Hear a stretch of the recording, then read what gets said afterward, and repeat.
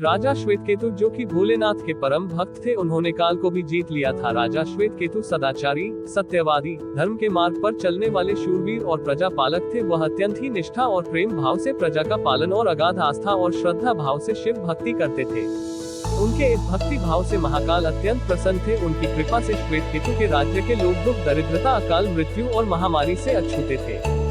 एक दिन जब राजा श्वेतकेतु का जीवन काल समाप्त होने को था और वह भोलेनाथ की आराधना में लीन थे, तब चित्रगुप्त ने यमराज से कहा कि राजा श्वेतकेतु की आयु अब पूरी हो चुकी है, अब उनके प्राण हरने का समय है। तब यमराज ने अपने दूतों को आज्ञा दी कि वे जाएं और श्वेतकेतु के प्राण हर लाएं। यमदूत राजा श्वेतकेतु के पास पहुँचे तो वह शिव मंदिर में थे।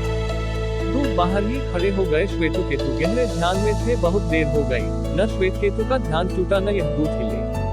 दूत बिना अपना काम किए खड़े रहे। जब वे वापस नहीं पहुंचे तो यमराज ने विलंब होते देखा तो कालदंड संभाला और खुद चल पड़े। दूतों के आने में देरी होने के चलते यमराज स्वयं ही राजा श्वेतकेतु के प्राण हरने पहुंचे, लेकिन वहां उन्होंने देखा कि वह तो महादेव की साधना में लीन है। अब तो वह सोच में पड़ गए कि इसके प्राण कैसे हरे। उन्होंने सोचा कि यह अभी पूरी तरह शिव पूजा में डूबा है।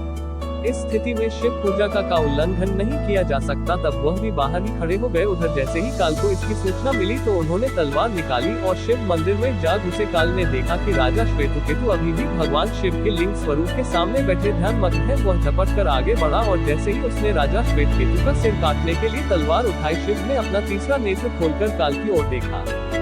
राजा श्वेतकेतु ने कहा कि हे महाकाल, यह तो आपकी ही आज्ञा से तीनों लोक में विचरता है, लोक को नियंत्रण में रखता है। इसी के भय से तो लोग पुण्य कार्य करते हैं। आप इन्हें अतिशीघ्र जीवन दान दे दे। शिव जी की कृपा से काल जी उठा और उसने उठते ही श्वेतकेतु को अपने गले से लगाकर बोला, राजा तुम जैसा तो तीनों लोकों में कोई नहीं है। तुमने तो अजय काल को भी जीत लिया। जीवन दान पाकर काल और यमराज ने कहा कि ऐसे जातक जो शिव जी के परम भक्त हैं, सच्चे मन और पूरी श्रद्धा से महाकाल की पूजा में लीन रहते हैं, सिर पर जटा और गले में रुद्राक्ष पहनते हैं, विभूति का त्रिपुंड ललाट पर लगाते और पंचाक्षर मंत्र का जप करते हैं, उन्हें कभी भी अकाल मृत्यु का ग्रास नहीं बनना पड़ेगा। कथा के अनुसार इस आशीर्वाद के बाद श्वेतकेतु ने लंबे समय तक राज किया और फिर महाकाल की कृपा पाकर उनमें ही विलीन हो गए।